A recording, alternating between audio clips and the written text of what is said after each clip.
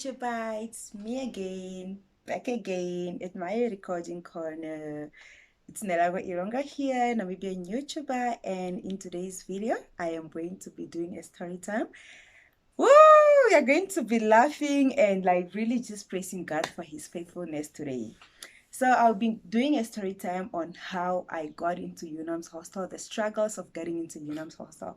So for any person that have been to main campus, like UNAM's main campus, knows that getting into the hostel is a hassle. Either God will help you or you're well connected or you don't get into the hostel. So in today's video, I'm going to share how I got into the hostel, and let me get into the video because it will be a long story and I don't want the video to be too long. So ever since I was first year, I've been applying to get into the hostel, but I just never got into the hostel. Like I sent out my applications, but like I just never get a response. When I went to UNAM, I think we used to apply manually, like using hard application copies, but then later on it changed to online. But still I kept applying, but I never got any response that you're admitted or you're rejected, and this is the reason why you're rejected. And like the only requirement that UNAM wants you to meet is that you must pass, like don't have modules behind, and you must if you're not a loan or bursary holder, at least have enough money to register, which normally is 10K.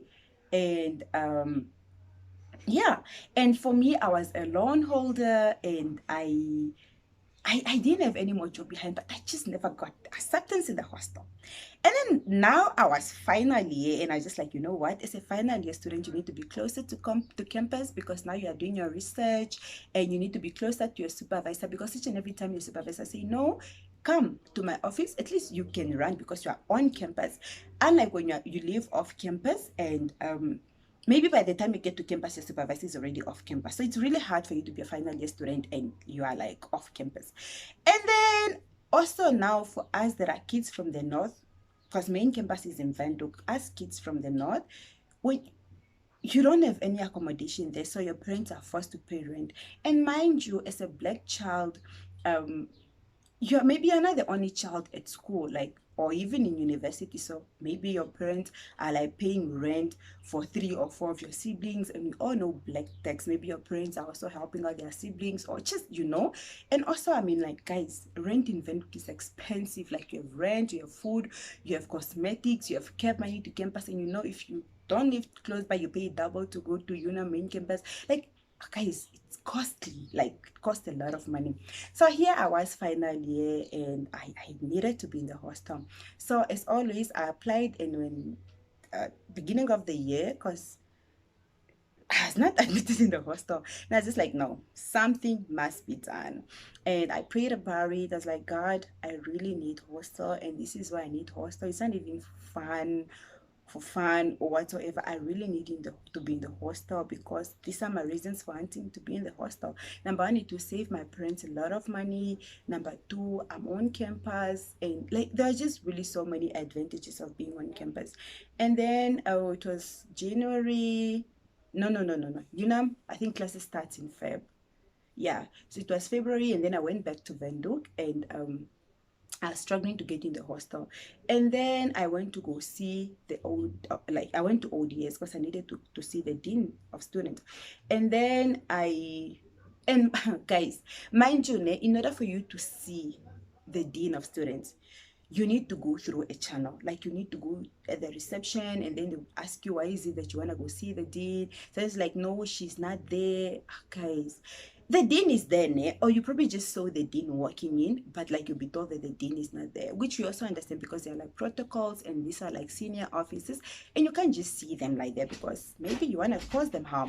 So not the problem. So I think for that whole week I've been going to that office, just really pleading that I want to see the dean. And finally, by the grace of God, I was granted a chance to go see the dean. And then prior to that, I think before I was granted a chance to see the dean, I got to a point where I was like so frustrated, and I ended up calling the office of the registrar. Guys, the drama. And they told me that no, it's not us to deal with the case. That case is dealt with by ODS, because it's student issues and it's not us, which is really understandable. And then I remember also going to this other lady, and the lady told me that, yeah, no, your applications will be there catching dust.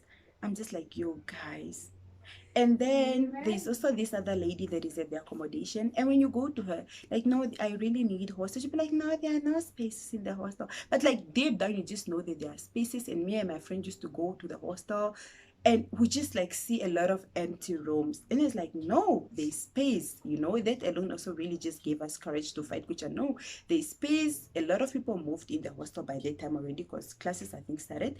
And we can see that there are still empty rooms. So it's like, no, but there are still empty rooms. It's like, no, those are meant for people that are doing SPS. You know how final year education students, they don't, I think they only come to campus like for the final semester. The whole semester, they are wherever they are doing their SPS. Those are for people that are doing SPS, and it's like, no, doesn't make sense. So I kept fighting. This lady will not tell you in a bad way. She was just like, no, there are no spaces, sweetie. And then which is lying because there are spaces. And then the other person will just tell you, there are your papers to be there catching dust. So I had all the reasons need to go tell the ODS what these lower officers are doing. Not lower, but like compared to the ODS now, because the ODS is like the highest officer, and when it comes to student affairs. And then I went finally when I was granted a chance to go see the ODS. I went in, and then guys, I just started crying. And then this other man that was in the what? In the ODS office. He's like, yo, why are you crying? You don't cry in front of elders. Huh? Guys, in that moment, I forgot me. My tears just disappeared. And then I answered this man because I'm just like the audacity. Here I am hurt with my issues, and you're telling me that I cannot express how I feel via tears just because. I'm like, where did you get that philosophy? I told this man, no, Tata, you don't tell me that, because ODS is the office that are supposed to help us, but this is the office that is hurting students the most. Guys, wherever I got that courage to answer the man from, I don't know. But I did, because I was really, really annoyed by what he was telling me, that I cannot cry in front of elders. Not a problem. So I told the lady my issue. She's so nice. She's like, yeah, no, I understand, but we're busy helping other needy students that are in this crisis. She was explaining the situation that UNAM has been solving out, how solving, like trying to help a student that is in a very, very serious situation. And then I was like, okay. It's like, yeah, no, please now just write your appeal. I was like, no, meme, I wrote my appeal. It's like, okay, the final list is coming out when. Just make sure to check it out and see if your name is there. Okay. So then I think it was 2 days later, the final list came out, and I checked and my name was in the list. I was like, praise Jesus. Huh?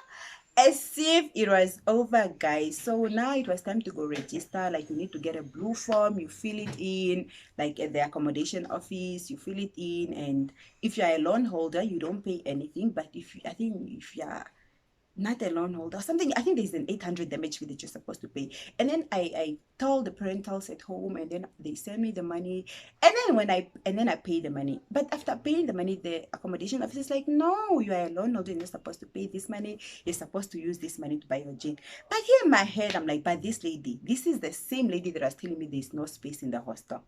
But never mind. So it's like, no, all I need is just proof that you're a loan holder. So please, you need to give proof, like, and proof is the award letter that NASFAF gave. Guys, as final year, I got that award letter when I was first year, and I don't know where the award letter was. And mind you, there was the last day of registration. It's like, yeah, no, if you don't have it, you can register, but I don't know. So me in my head, I'm like, God, you cannot bring me here. I cannot get admitted in the hostel, and just for me to end up not getting in the hostel. It's not who you are. That is not who you are. So not a problem. It's like, Nerago, what are you going to do? And then I decided I'm going to go to NASFA's office. And then I told my friend that was on campus, like, hi, please come get my bag. Stay with my bag while I'm going to town. What are you going to do in town? I was like, no, I'm going to NASFA's office. What is there? Now I'm going to get an award letter. She's like, oh, good luck. Because we all know how NASFA's offices are. Nee, I'm not talking bad though. We just know how they are, man. You know how offices that help a lot of people are, like, it's hard getting help just like that. And mind you, I need to get that letter today, because tomorrow is, you know, the last day of registration. If I don't, then I don't get into the hostel. So I went to NASF's office, and then I started off with this officers. And it's like, no, we can't find your award letter. how did you get it? I was like, no, it was hard. People was like, yeah, because now NASA for such change whereby they normally used to give award letters. I think they used to come to campus and they give award letters at the main hall. But then things change whereby you just get your award letter on the email. So I was part of the people that got their award letters like hard copy at main hall, and they didn't have it like on their mail sent item or whatsoever. It's like, oh my gosh, what am I going to do? It's like, no, unless you must go see the CEO of NASFA. And we all know how senior officials are in Namibia. You don't just see them like that. But it's just like, okay, not a problem. And then it's like, no, you can go to the second office and just explain your issue to them. And then I explained my issue to them, like, hi guys, I just got accepted in the hostel and I need an award letter. If I don't have it, I won't register, and I really want to be in the hostel because of this and this and this and this. And it's like, yeah, no, we understand. But like, give me your ID number. And then I gave my ID. It's like, no, we can't find it. Like, how did you receive your award? And then I told them, no, I received it like hard copy when they came to UNAM. It's like, oh yeah, no, that's why, because you can't find it, you must go see the CEO. That's what the second office told me again. And then I was like, oh my gosh. And then I was like, yeah, because you just need to go up there. And then I went upstairs. And then when I got there, the secretary was like, no, it's lunchtime. Come back after lunch. So now I'm just there. And then I came back downstairs. And I was just like, God, I'm going to activate my faith. And by faith, I'm going to leave this office with that award letter. And then I started praying in tongues. I started praying in tongues. I started praying in tongues. And then lunchtime was over, and then I went back up again. The lady was like, but the lady that was there was God ordained. The lady was so nice. So she was like, what do you want? And then I told her, I just told her my story, man. I just got accepted in the hostel, that story. And then she's like, okay. And then she's like, follow me. And then she walked in those corridors. And then she was asking this other man. The man was like, no, I can't help her. And then she went straight to the CEO's office. And the CEO was like, why do you need an award letter? And then I explained I just got accepted in the hostel and I need proof that I'm alone. All you guys. And then the lady just left, and the CEO was like, what's your student number? Give me your ID. I give it like that. It was printed out. And I was like, may God bless you, sir. Guys are so happy. And then the man is like, no, I don't believe in God. Whatever, sir. I got what I wanted. And then I was so happy. Took cab, went back to UNAM to go register. And when I got there, guys, the lady is telling me, no, find somebody that is outside that you can share with, because there are no single rooms. But guys, this is the culture of UNAM. Final years don't share hostel rooms. So I was just like, no, I'm not going to share. So I went back home and I was just crying like, God, why do I have to go through so much like this? Why are you embarrassing me? Guys, I was throwing tantrums there to God. I was just like, God, if you don't want me to be in the hostel, just say it. And then I'll stop trying instead of me keeping trying. And I'm being hurt, you know? That's how dramatic I can be. I mean, he's my father. And then the next day, which was like the final day of registration, I went back and the lady was like, yeah, there's this room, but it's for somebody that is doing SBS.